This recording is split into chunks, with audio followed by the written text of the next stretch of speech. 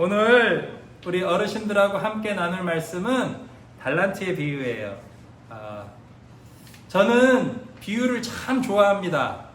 제가 전공이 뭐냐 하면 국문학과를 나왔어요. 제 어릴 때 꿈은 소설가가 되는 거였어요. 시인이 되고 소설가가 되는 게 제 꿈이었습니다.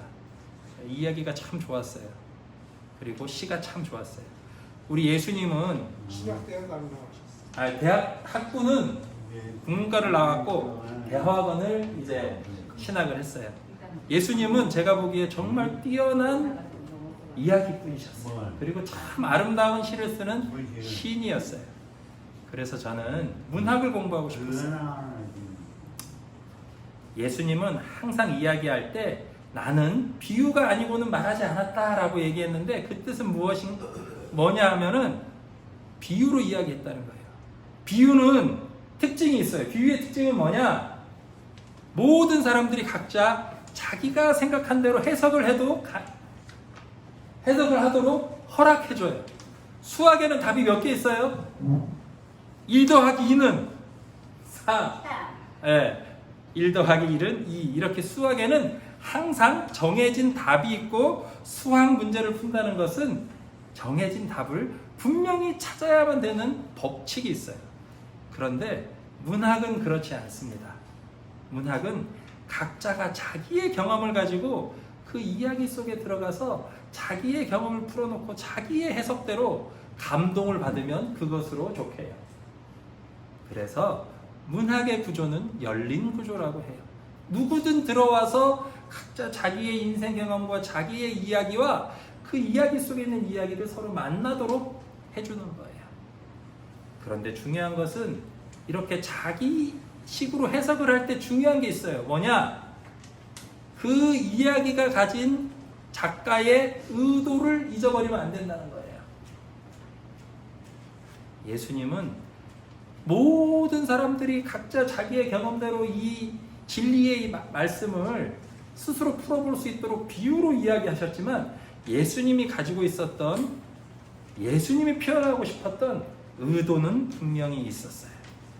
그 의도는 뭐냐? 하나님의 진리를 드러내고 죄와 고통 때문에 힘들어하는 사람들을 구원하고자 하는 이유로 비유 말씀을 해주셨습니다. 그래서 이 비유를 잘 풀어보고 내 삶과 서로 연결이 되었을 때 이 이야기가 그때 내 문제가 그 예수님의 비유 이야기 속에서 풀려나가는 경험을 해요. 그래서 제가 이 이야기를 풀 때 중요한 거는 아까 얘기했죠. 중요한 거는 첫 번째가 뭐냐? 작가의 의도를 알아야 돼요. 두 번째는 그 이야기가 펼쳐져 있는 주변 환경을 알아야 돼. 예수님이 누구에게 얘기하고 있나? 그리고 예수님이 이야기하고 있는 상황은 무엇인가? 이 두 가지를 잘 이해해야 돼요. 그래서 예수님을 깊이 이야기해서 제가 오랫동안 무슨 말씀을 많이 설교했느냐? 팔복 말씀을 설교를 많이 했어요. 예수님이 진짜로 말씀하시길 원하셨던 것에 가장 중심에는 이 팔복 말씀이 있다고 생각했기 때문이에요. 팔복과 산상수훈. 그래서 이 예수님의 의도를, 출제자의 의도를 잘 파악하기 위해서 팔복 말씀을 오래 반복적으로 설교를 했는데 이제는 이 기본을 했으니까 그 다음 우리가 계속 이어서 제가 설교하고 싶어하고 함께 나누고 싶어하는 말씀은 뭐냐? 예수님이 하셨던 비유의 말씀들을 꾸준히 설교를 해나가고 싶습니다. 그 비유 중에 제일 제가 좋아하는 두 가지 비유가 있어요. 이미 한번 이 전체적으로 비유 말씀들 설교 시리즈를 시작하기 전에 먼저 하기도 했는데 세 가지 비유 했죠. 어디였어요? 누가복음 15장에 나오는 잃어버린 양, 잃어버린 아들, 잃어버린 동전의 비유를 제일 먼저 했었어요. 왜 먼저 했었냐? 제가 너무 좋아하는 말씀이기 때문에 그래요.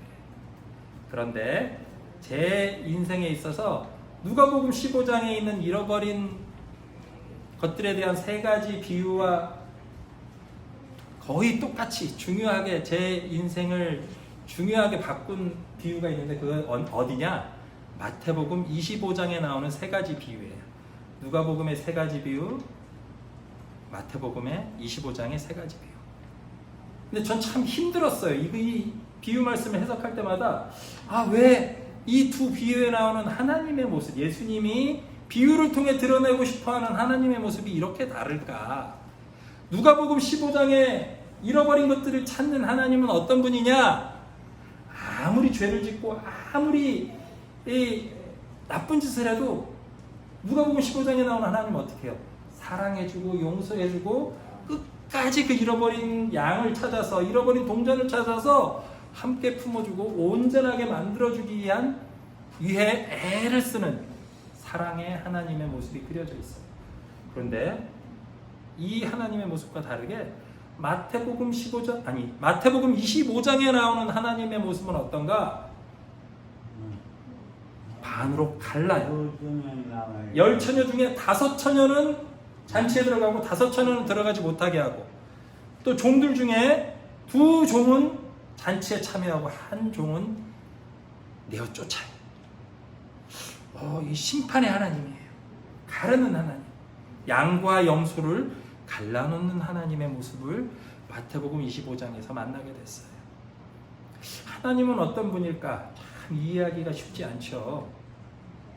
어떤 때는 사랑의 하나님처럼 보이고, 어떨 때는 아주 준엄하게 우리를 심판하시는 심판의 하나님처럼 보이기도 해요. 이 두 모습이 하나님 안에 그대로 같이 있다는 게 참 신비한 일입니다. 그런데 이 신비를 이해해야 돼요.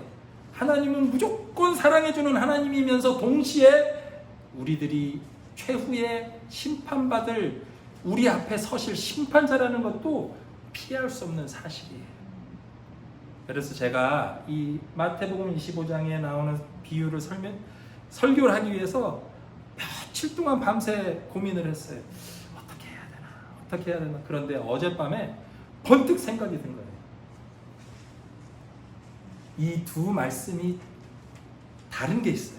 이 두 큰 마태복음 25장의 비유와 누가복음 15장의 비유에 다름이 있는데 뭐냐 하면 배경이 달라요. 누가복음 15장에 나온 배경은 뭐냐?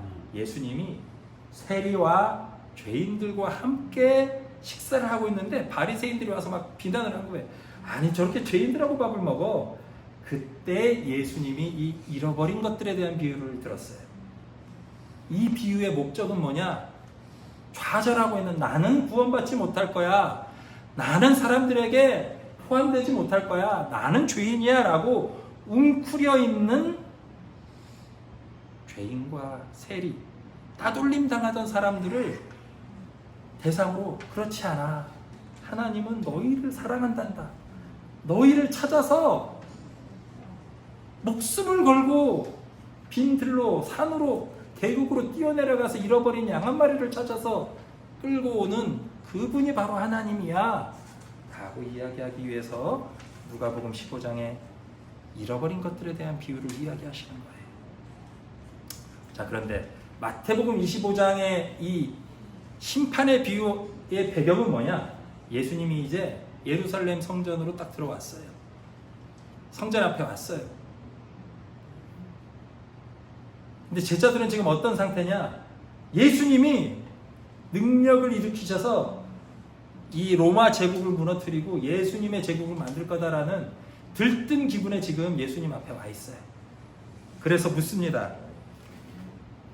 마태복음 24장 3절 한번 보시겠어요?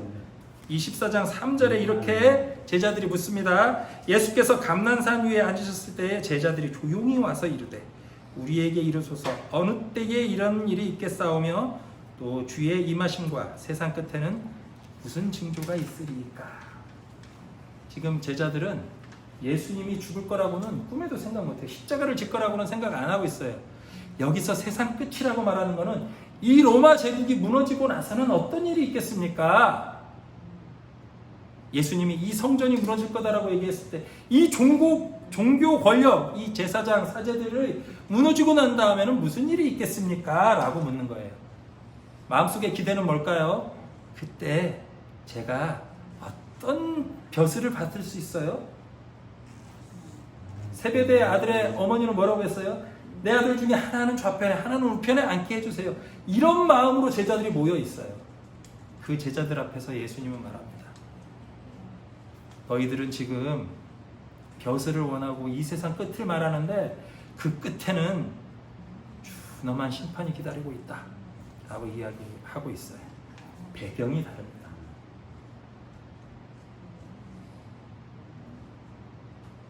우리가 준비되지 않은 채 성실하게 살지 못하면 하나님이 아무리 우리를 구원하고 우리를 품 안에 안아주려고 해도 우리가 이미 하나님과 함께 할 수 없는 죄에 너무 깊이 빠져버린 사람이 된다면, 자기 자신을 찾지 못한다면 하나님의 잔치에 들어갈 수 없다라는 준엄한 말씀이 오늘 마태복음 25장의 말씀이에요. 이 두 가지를 잘 이해하셔야 돼요. 심판이 있지만 하나님은 우리를 구원하기 원하신다.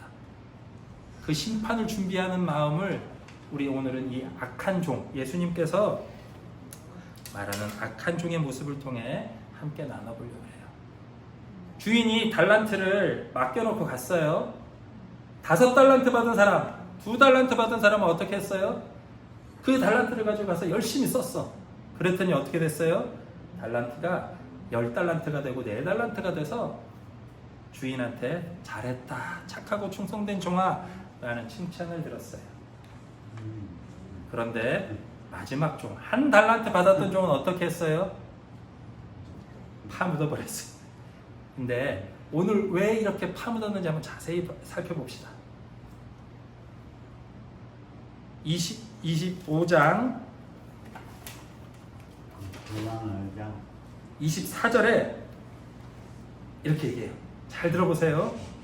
주여, 당신은 굳은 사람이라 심지 않은 데서 거두고 해치지 않은 데서 모으는 줄을 내가 알았으므로 두려워하여 당신의 달란트를 땅에 감추어 두었나이다. 자, 다른 사람들은 이 달란트를 썼을 때 무슨 일이 일어날지 몰랐어요. 그래서 무조건 썼더니 놀랍게도 5달란트 가졌던 사람은 10달란트가 되고 2달란트 썼던 사람은 4달란트가 됐어요.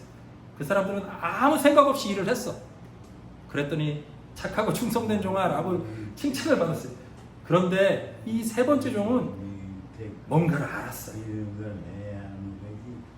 이 아는 게 병이라는 말이 여기 적절할지 모르겠는데, 이 사람은 이 달란트를 썼을 때 어떤 일이 일어나는지 알고 있던 사람이에요.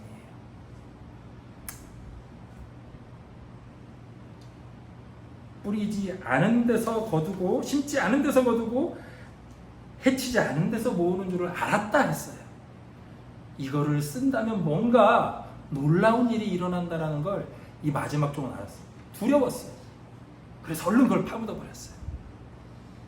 자, 제가 빛에 대해서 계속 얘기했잖아요.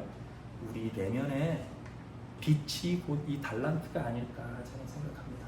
사랑할 수 있는 능력, 뭔가를 창조할 수 있는 능력, 뭔가를 만들어내고 아름다움을 만드는 능력이 바로 우리가 하나님에게로부터 받은 달란트예요. 재능을, 하나님이 준 달란트를 사용한다는 건 굉장히 두려운 일입니다. 음악을 하는 사람들, 그 작곡하는 사람들, 문학을 하는, 예술을 하는 사람들 중에 이 연약한 사람들이 어떤 경우에 많이 빠지느냐, 젊은 시절에 너무 그 창조적 에너지에 빠져가지고 심취해서 더 창조적인 능력을 배가시키고 싶어가지고 마약을 하거나 이래가지고 또 그 창조적 능력에 휩싸여서 젊을 때 요절하는 사람들이 있어요. 그 정도로 우리 안에 있는 이 창조적 에너지는 놀라운 것입니다. 전부 아니거든. 예,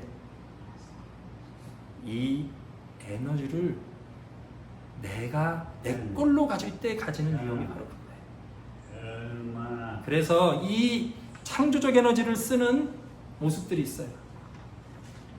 저번에도 말씀드렸죠. 이 불을 탕진해버리는 사람들도 있어요. 누가복음 15장에 나오는 탕자처럼 아버지의 유산을 딱 잘라서 받아서 어떻게 했어요? 그 사람은 창녀들하고 술 먹고 다 탕진해서 써버렸어요. 그것도 옳지 못한 길이고, 또 하나 두려워하는 사람의 특징은 뭐냐? 사용하지 않고 닫아버리는 거예요. 우울한 모습으로 에너지를 쓰지 않고 탁탁탁 덮어서 숨겨버리는 거예요. 우리가 지난번 소금과 빛 비유를 들 때 얘기했죠. 등불을 켜서 어디에 두지 않는다 그랬어요? 말통 아래 두지 않는다 그랬어요. 근데 달란트의 비유에 나오는 악한 종처럼 이 에너지가 두려운 사람들은 어떻게 하느냐? 딱딱한 것으로 이것을 감춰버려요. 숨겨버려요. 땅에 묻어버려요. 자, 하나님은 과연 딱딱한 사람일까요? 무서운 사람일까요? 아니요. 하나님은 사랑의 하나님이고 부드러운 하나님이고 불의 하나님이에요. 하나님은 불꽃이에요. 타오르는 분이에요. 우리를 따뜻하게 해줄 수 있는 에너지예요. 그런데 그 에너지가 두려우면 사람들이 어떻게 하느냐? 딱딱한 것으로 덮게 돼 있어요. 그 딱딱한 것으로 덮고 묻어버리는 그 묻어버린 힘, 내가 딱딱하게 가둬버렸는데 그 불을 봐야 되는데 그 불을 보는 게 아니라 뭘 보느냐? 불을 덮어버린 말통의 딱딱함을 하나님이라고 착각하고 있는 거예요. 이 악한 종. 그 착각이 마지막 때에 하나님께 가지 못하게 막고 있는 우리의 장벽이 되는 겁니다. 그 장벽은 하나님이 우리를 거부하는 게 아니라 누가 거부한 건가요? 내가 하나님을 무서운 사람으로 생각하고 딱딱한 통으로 가둬버렸기 때문에 생긴 착각입니다. 하나님은 끝까지 우리를 사랑하시길 원하세요. 우리를 구원하시길 원하세요. 그런데 그 하나님의 구원, 하나님의 사랑으로 들어가지 못하는 이유는 내가 딱딱해졌기 때문에 그래요. 내가 파묻었기 때문에 그래요. 저는 항상 제 모습을 돌아볼 때마다 이 아버지의 품을 떠났던 탕자의 모습과 이 달란트를 땅에 파묻어버린 악한 종의 모습을 끊임없이 되새기면서 사는 것 같아요.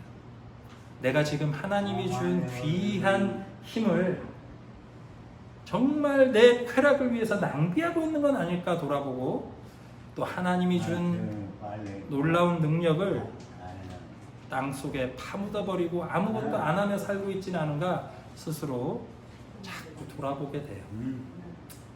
저는 이 악한 종의 모습과 잃어버린 아들의 모습이 우리 인간의 본질적인 두 가지 모습이라고 생각해요. 자, 그럼 어떻게 할까요? 하나님께 나와야 합니다. 하나님이 준 그 선물을 꺼내야 합니다. 그리고 써야 합니다. 너무 어렵게 생각하지 마세요. 마음을 표현하는 것, 사랑을 표현하는 것, 하나님이 주신 것을 꺼내는 것만으로도 하나님의 불, 하나님의 빛, 하나님의 달란트는 자동적으로 빛을 발하고 사람들을 따뜻하게 하고 번져나가게 되어 있어요. 저는 마지막으로 이런 생각을 해봐요. 이 쫓겨났던 악한 종이 밖에서 혼자 울었던 게 아니라 또 나가서 자신의 달란트, 새로운 달란트를 발견하고, 아, 하나님은 나를 사랑하는 사람이구나. 우리 주인은 굳은 사람이 아니라 사랑의 주인이구나. 주인이 아니라 아버지였구나. 이걸 깨닫고 다시 돌아와서 아버지, 저를 다시 받아주십시오 하고 다시 잔치에 참여하는 순간을 마음속으로 그려보고 꿈꿔보곤 합니다. 보이지 않는 이야기를 저 혼자 써봐요. 그것이 바로 문학의 힘, 비유의 힘이에요. 예수님은 달란트의 비유를 하셨지만 그 이야기를 이어서 계속 깊이 묵상하며 내 나름의 이야기와 내 나름의 구원의 역사를 만들어가 보는 거예요. 하나님은 심판의 하나님이지만 그 심판은 예수님이 대신 지시고 끝내 우리를 어떻게 하시느냐, 끝까지 사랑하시고 구원하시고 우리를 온전하게 만들어 주시길 원하시는 분이에요. 우리가 할 일은 하나님이 주신 것을 꺼내서 하나님께 나아가는 것뿐이 없어요. 있는 그대로 하나님께 나아가서 우리가 받은 선물을 많은 사람들에게 나누고 행복하게 빛의 삶을 사는 어르신들 되시길 주님의 이름으로 축복합니다.